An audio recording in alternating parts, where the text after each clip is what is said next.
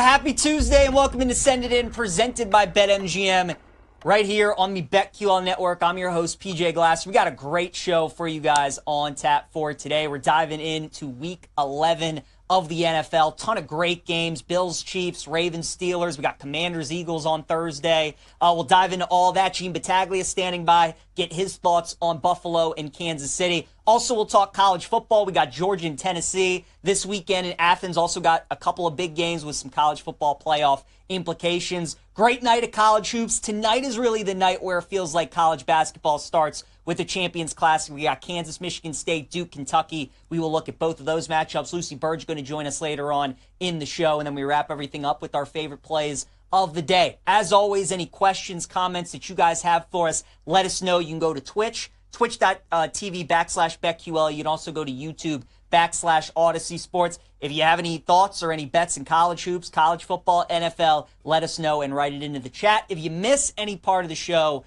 as well over the next 30 minutes, we got you covered. The Send It In podcast available wherever you get your podcasts. Let's get this thing rolling. Glass is in session. Go to the Glass guest line. Gene Battaglia joins us, co-host of the Sports Bar, 3 to 6 p.m. weekdays on 95.7 The Fan in Rochester. And Gene, man, the Bills are rolling. All this talk in the AFC, obviously, about Kansas City being undefeated. Lamar, the way that he's playing for Baltimore, kind of feels like very quietly, though. Buffalo's 8-2. They've been playing really well. After kind of that stretch where they lost to the Ravens in Houston, they've won 5 in a row. What's changed for the Bills during that 5-game win streak?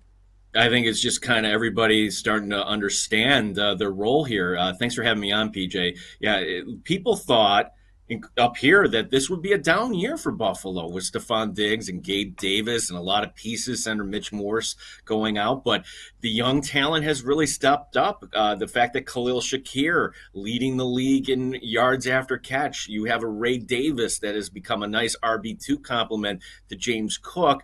And you've had Dalton Kincaid kind of stepping up. Now, he's a concern. We'll get to that here in a little bit. But the idea that the offense has become more diversified, the Bills entering this game having scored 30 in each of their last 4 games. Yeah, Gene, and 7 of their 8 wins, they've scored 30 or more points. Coming into the season, were you buying into that narrative that Josh Allen would actually be better this year? Because we all could see on the sideline snippet of Stephon Diggs, and maybe the rift that would cause. We kind of saw their exchange at the end of that Texans and Bills game. Were you buying into Allen maybe on paper not having a number one receiver, not locking in on one guy, would actually translate to him and the offense being better this season? Do you feel like you've seen that so far?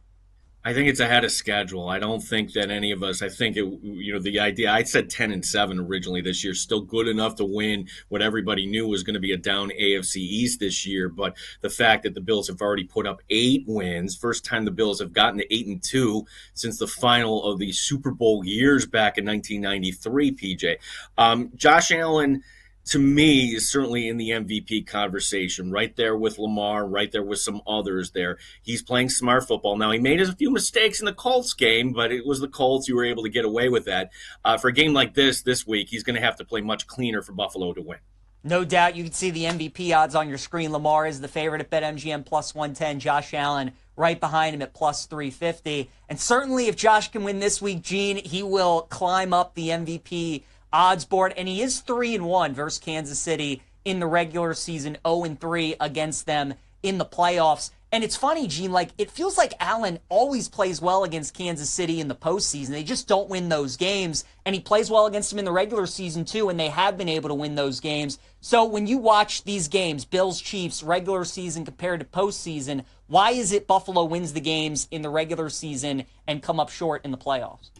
That's why for here in Western New York, for any Bills fan that might be watching, you're in a no-win situation because you could win this game, and then it's always but do it when it really counts. And to answer your question, why is it that way? It just seems like Mahomes and Reed have the clutch gene. Last year, It was right there for Buffalo. They have the ball, minute and a half in the red zone. You could have controlled the clock and scored something close to a walk-off.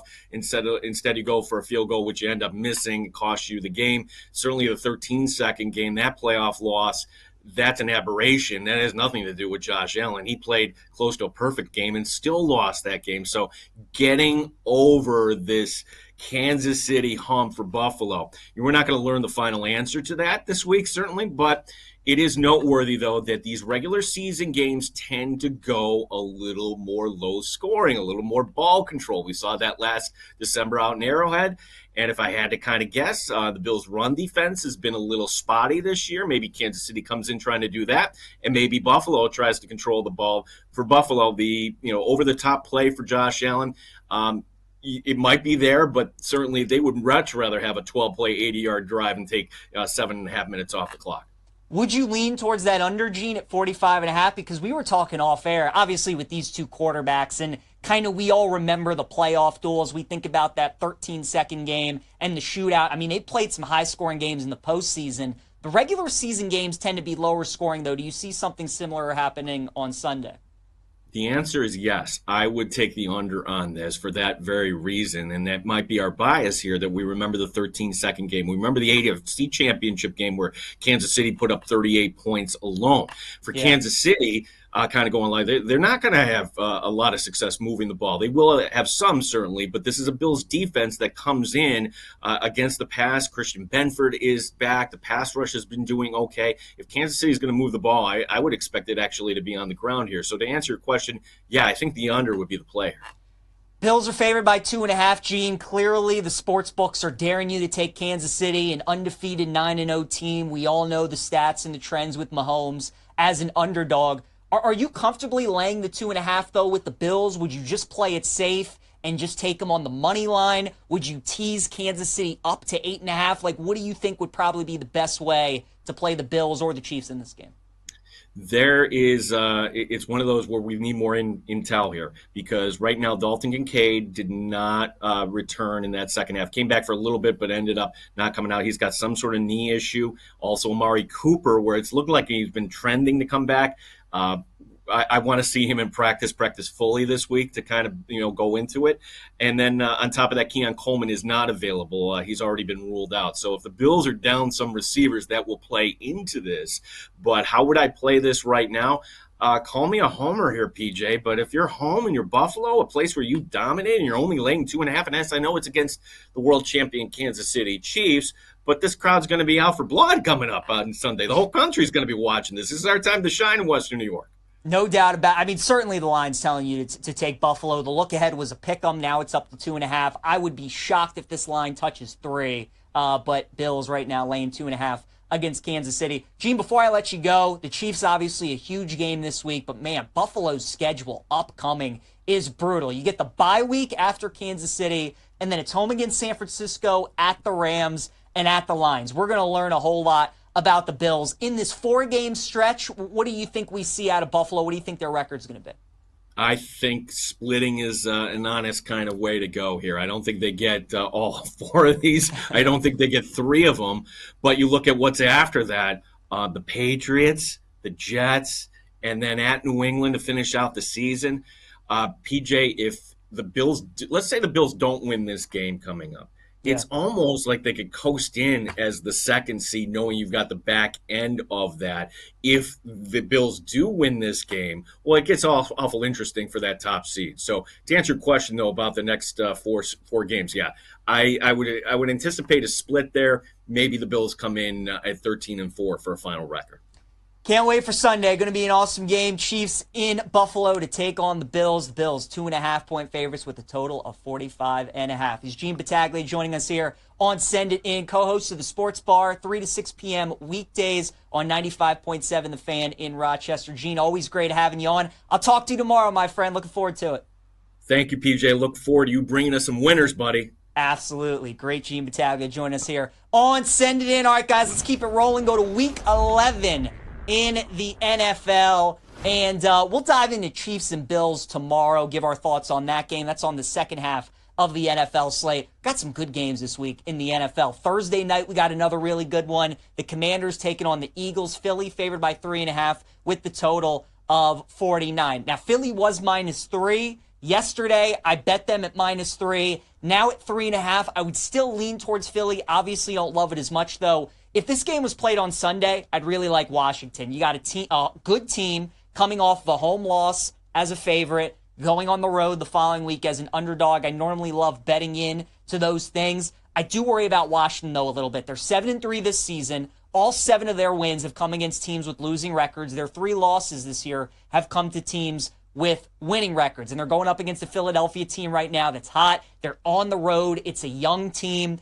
Normally, these short week games, when you go on the road, it's tough, especially when you're playing against a team that's more talented than you, and certainly Philadelphia is. Also going to be interesting to see how Washington responds this week, right? They've only lost 3 games, but their 3 losses, the first one was week 1 against the Bucks, when that game was really never in doubt. Then they lost to the Ravens, when that game was really never in doubt either. The Steelers game, they could have won, and that was a tough way to lose with the offside. So on a short week, we really haven't seen Washington off of a tough loss. What does that look like going up against Philadelphia? I'll take the Eagles, though. Again, if you can get them at -3, if there are 3s out there, I still think that's a great bet. I still like them at 3.5, but maybe wait to see if that goes back down to 3. But I like Philly to win that game on Thursday night. We got the Packers, 6.5-point favorites on the road, taking on Chicago with a total of 41. Some news out of the NFL this morning. Bears firing their OC, Shane Waldron. No surprise there. All these rookie quarterbacks in the NFL just continue to develop and get better. Bo Nix, Drake May, Jaden Daniels, all these guys getting better.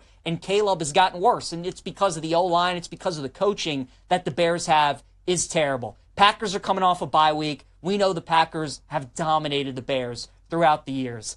If you guys know me, though, you know I like betting on teams that absolutely nobody wants. And nobody is going to want Chicago this week. The Packers are going to be in every parlay. They're going to be teased every which way.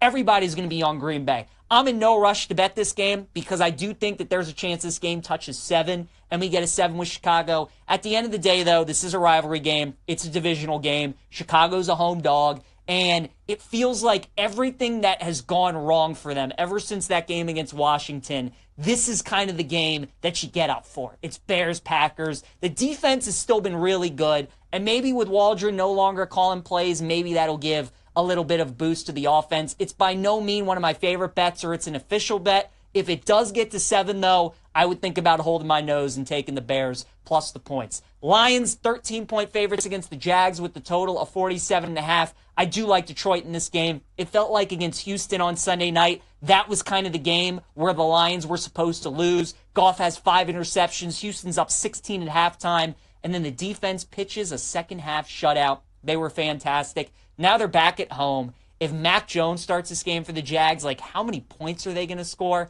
And how many turnovers is he going to have against Detroit? So many times against these top teams, you want to fade them with big spreads, right? Like Kansas City, we all know they win, but they normally don't cover big spreads. Baltimore's the same way. San Francisco can be the same way. The problem is you don't get any letdown with Detroit because their offensive line is so good. And those guys are going to try hard. They're going to block every single game, and it just kind of goes throughout the rest of the team. And that's why Detroit is so good at covering the spread every single week. So anything under 14, especially if Mac Jones plays, I would lay it with the Lions on Sunday. Minnesota on the road taking on the Titans. Vikings favored by 6, a total of 39.5. This is a close game. This is a tough game to handicap because Minnesota, much like Detroit, kind of had their stinker on the road last week against Jacksonville. Sam Darnold was not good. He threw a couple of interceptions in the end zone. You would expect them to bounce back. Tennessee does have a good passing defense.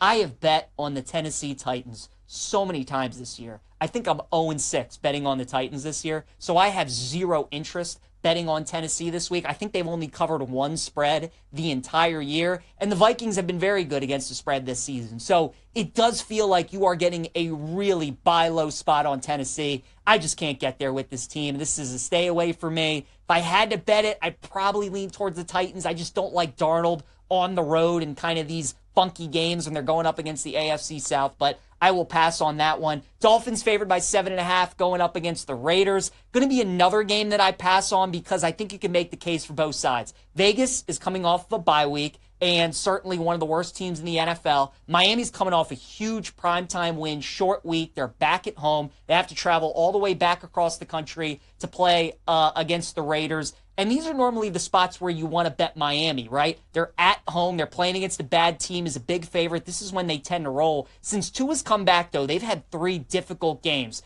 Tough game against Arizona, tough game against Buffalo, and then a hard-fought win against the Rams. 3 tough games in a row. It feels like if there was ever a letdown, this might be it, going up against the Raiders team coming off of a bye.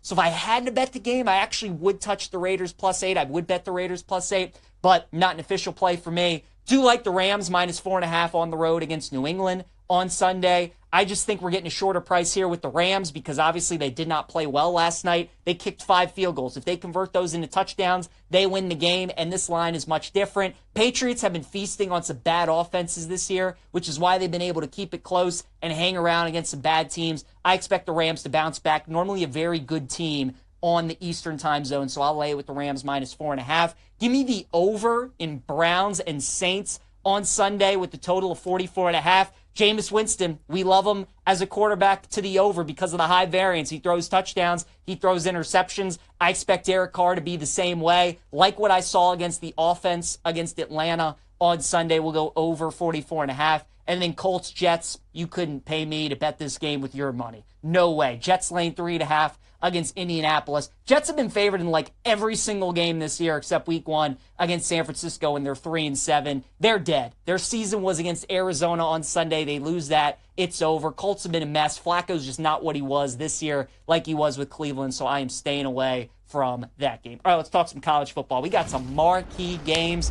this weekend. We will start with number 3 Texas on the road taking on Arkansas and Fayetteville. Texas opened up as 15.5-point favorites. They are now down to 13.5 with a total of 57.5. I think Texas has to be very careful about kind of how we view them in the college football playoff. Like, yes, they are the number 3 overall team. They have not beaten any top 25 teams this year. They lost badly to Georgia. They still have a road game at the end of the year against Texas A&M. And Taylon Green's going to be maybe the best quarterback that they've seen all season. Carson Beck has been not good this year. Diego Pavia has been really good for Vandy, and they only beat them by 3. Taylon Green can make some plays, though, and Fayetteville's a tough place to play. They played well against some good teams this season. They played LSU tight. They beat Tennessee. They upset Tennessee, so Texas better be careful. This line has moved through the key number of 14. I like Arkansas plus the 13.5. I so badly want to bet Utah this week, +10 against Colorado. I just can't do it. I still think Utah is reeling from that loss against BYU. They were coming off of their bye. It was a rivalry game. BYU was undefeated. They came as close as you can to winning that game. It was 4th and 10, and then a controversial flag extended the drive for BYU. They kick a game-winning field goal to win it. I mean, you had their athletic director coming out and call out the conference. Their head coach is all pissed off. I still think they're thinking about that game. Certainly you're going to get up for Colorado because everybody gets up for Colorado and Coach Prime and Shadur Sanders. But Colorado's playing really good right now. Their defense keeps improving every week. Their offense is putting up a lot of points. And that place is going to be rocking in Boulder. So I'm not betting it, but I actually would lean towards laying it with Colorado rather than taking Utah. I do like Florida this week, plus the 4.5 against LSU. I take some money line as well. The blueprint is out on LSU. If you have a running quarterback, you are going to be very successful against LSU. Marcel Reed for A&M destroyed them. Jalen Milroe for Bama on Saturday destroyed them. And DJ Lagway is back at practice this week for the Gators. And Florida's been pretty sneaky this year. Their defense has been much better than we thought it would be.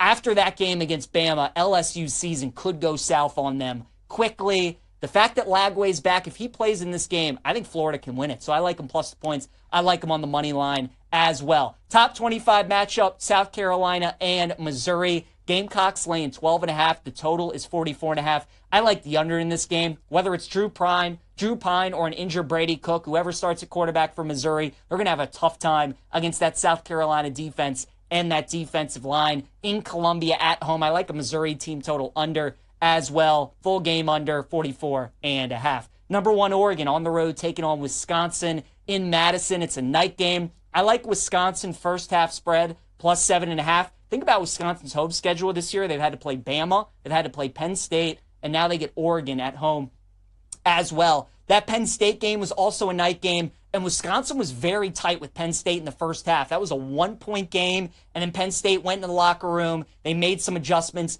and eventually their talent just took over. I kind of expect the same thing in this Oregon game. I think Wisconsin's going to scheme it really well. They're coming off of a bye week. I expect them to keep it close for 30 minutes. Camp Randall's going to be rocking. It's going to be on fire. But I think eventually over 4 quarters. Oregon's talent just shows up. They pull away from Wisconsin. So I'll take the Badgers plus 7.5 in the first half. Tennessee and Georgia, I like the first half under in this game at 24.5. I also like Tennessee's team total under at 19.5. Tennessee in SEC play this year has not been a good team in the first half. They scored 19 points in the first half against Oklahoma, and then last week they scored 20 points in the first half against Mississippi State. They've done good in those 2 games. The other games in SEC play this season, they scored 0 versus Arkansas, 0 versus Florida, 0 versus Bama, and 7 versus Kentucky. In SEC play this season, they have gotten off to some really slow starts. Now you have to travel on the road and play Georgia against a very good defense that obviously is coming off of a bad loss against Ole Miss. I think Kirby Smart's going to have his guys ready. Georgia finally gets to play one of these big games at home this season. I think Tennessee's going to struggle to score in this game. So I like the first half under 24.5, and I also like Tennessee's team total under at 19.5. Then finally, Kansas and BYU. BYU is that team of destiny this year in the regular season. They're just going to find ways to win. They're always going to hang some funny numbers because odds makers are expecting some regression, and this team should not be undefeated, but they just keep finding ways to win. So I'll take BYU on the money line at minus 150. All right, let's talk some college basketball here on Send It In. Go off the glass. We got the Champions Classic tonight, 2 big-time matchups, Michigan State and Kansas, Kentucky, and Duke. We'll start with Kansas and Michigan State. I like the Jayhawks in this game, minus 5.5. I just think Kansas is the way better team. They're the number 1 team in the country for a reason. Yes, they have some superstars on their team. They have some veterans who have been in college basketball a while. DeJuan Harris, KJ Adams, Hunter Dickinson. But the difference this year with this team is 2 things. One, they can shoot the 3 ball. Very good shooting team. Bill Self went out in the portal, and he got himself some 3-point shooters. And also, this team has depth. Last year, Kansas had no depth. It was their starting 5, and then they had nothing after that, especially once Kevin McCullough got hurt. But Bill Self went into the portal. He got A.J. Storr from Wisconsin and Zeke Mayo from South Dakota State, the Summit League Player of the Year. When you're watching the Champions Classic tonight, remember the name Zeke Mayo. If Kansas wants to get to the Final Four, they want to win a national championship, he's the key. It's not DeJuan Harris. It's not Hunter Dickinson. It's not KJ Adams.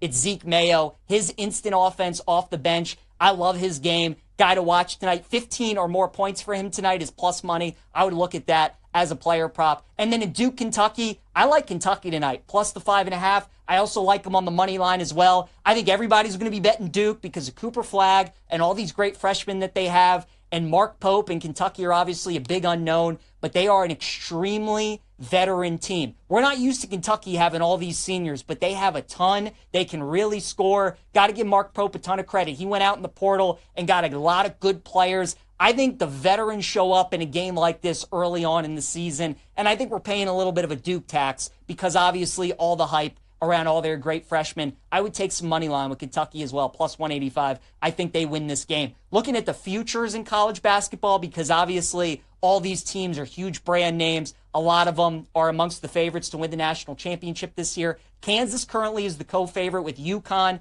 I understand why both of those teams are co-favorites. Obviously, UConn is trying to go for the three-peat, and Kansas does have a very good team. I think Kansas is a good bet at this point in the season. I expect them to win the Big 12 this year. I think they're going to stack a lot of wins in the non-conference. And again, I think this is the best Kansas team that they have had since they won the national title 3 years ago. Really like the makeup of their team. UConn, I would actually wait on. If you want to bet a future on UConn, I wouldn't do it now. They have been so good in the non-conference over the last few years, but they had to replace a ton of guys. Dan Hurley, as we know, is the best coach in the sport. Over time, this team is going to continue to get better, but they're going to drop some games here early on in the season, and you're going to be able to get a better price on them to win the national championship. So I wouldn't look at UConn yet. Duke at 10-1. I'm just not a believer in John Shire. They got all this great talent, but I don't think he is a national championship-worthy coach, so I'm not going to bet Duke at 10-1. I think the best value on the board is this Kentucky team at 35-1. Mark Pope's a good coach. They really can score. They want to run great offensive sets,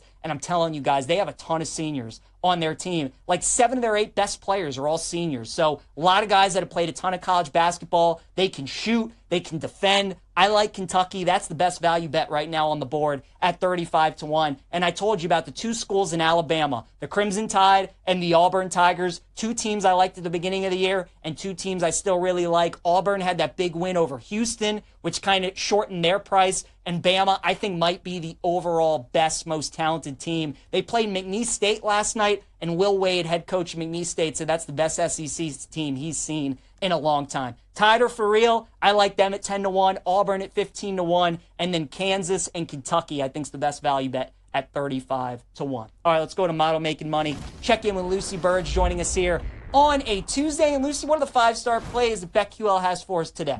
Yes, hello, PJ. 5-star play for this upcoming week in the NFL. Chargers -1 against the Bengals. The Chargers have covered the spread in their last 3 games, while the Bengals are coming off of a loss, and the Chargers are 3-0-1 against the spread at home. So the BetQL model loves the Chargers to cover this 1-point spread as the favorite against the Bengals as a 5-star play for this week. All right, Model and I going head-to-head on that one. Lucy, what about your best bets for tonight? Anything that you like? Yes, I'm going with the Celtics to cover -15.5. This was -14.5 at BetMGM this morning. It is now 15.5. I am still very comfortable with that. The Hawks have lost 3 of their last 4 games on the road, while the Celtics are 4-1 at home and 9-2 on the season. Undefeated season is not in the cards anymore. However, the Celtics are still a very good team who win the championship. So the Celtics are also 6-4 in their last 10 games against Atlanta, and they are 5th in the league in points, averaging 120.2 points per game. The Hawks are near the bottom of the league in defense. The Celtics are near the top. So I like the Celtics to cover tonight and make this a blowout win over the Hawks. And then I like the Raptors +7.5. So the Bucks will be without Damian Lillard. The Raptors are 8-3 against the spread this season. And even if Giannis scores 30 to 40 points, the Bucks still lacking a bit when it comes to scorers around him. So even if the Raptors don't win this game, I think they have a really good chance to cover here +7.5. All right, I like it. A couple of bets there in the NBA for Lucy. Oh, Juan Soto. I know we're in the offseason of baseball. Lot of rumors going around, Lucy, where Juan Soto is going to play. Ultimately, where do you think he ends up? Yes, the stove is hot, PJ, and I am hesitant to say that Juan Soto will be signed by the Red Sox. I am not going to be optimistic about this because the Red Sox have not given us reason to be for the past few years. So I know that they are meeting with him, but I don't think they are going to sign him. I have a feeling it could be the Mets. Let's say he does sign with the Mets. He doesn't have to leave New York, and if he doesn't go back to the Yankees, I think it will be the Mets because there are reportedly, per John Heyman, 6 teams still in the running, believed to be 8 yesterday, and the Red Sox are just one of them. Like, I don't think the Red Sox are going, unless they do offer, and they do spend heavy, and they do offer over $100 million or something like that, which is what they are supposed to be offering, like $500 million to Juan Soto. If they do that, maybe, but I don't see that happening. So if I had to choose a team that's not the Yankees for Juan Soto, I would say the Mets as of right now, not the Red Sox. I agree with you. I like the Mets as well. It's going to be an interesting offseason, Lucy, to see what happens. Lucy Burdge joining us right here on Send It In for Model Making Money. Lucy, always a pleasure. Appreciate it. Thank you, PJ. I'll talk to you soon. You got it. For those people who want to continue to bet but don't have the time to research each individual game, you need to download the BetQL app. It ranks each game on a 1 to 5 star scale based on its unbeatable analysis from spreads and over-unders to player props. Stay up to date and bet confidently with BetQL's help. All right, guys, we got to go rapid fire here on PJ's plays. B Mills, great having you back. I see your question. Ball State team total over tonight. I actually like Buffalo minus the 3.5, minus the 4. That's the way I would lean in that game. As for our prop lock, I'm telling you guys, Zeke Mayo, remember the name, watch him tonight. He's a stud for Kansas coming off the bench. Over 14.5 points for Zeke going up against Michigan State. Kentucky's my dog of the day, plus 5.5 against Duke. Take some money line as well. I think they can win that game. And also take Kentucky to win the national championship 35-1. That is by far right now the best value bet on the board. None of those 5-star freshmen that we're accustomed to, but they got a lot of really good players and a lot of seniors on that team. Cats 35-1 to win it all. Once again, real quick, Zeke Mayo over points tonight. Kentucky plus 5.5 against Duke, and Kentucky to win the national title. Thanks again to Gene Battaglia, Lucy Burdge for joining us on the show today. Enjoy all the sports going on. We'll see you guys tomorrow.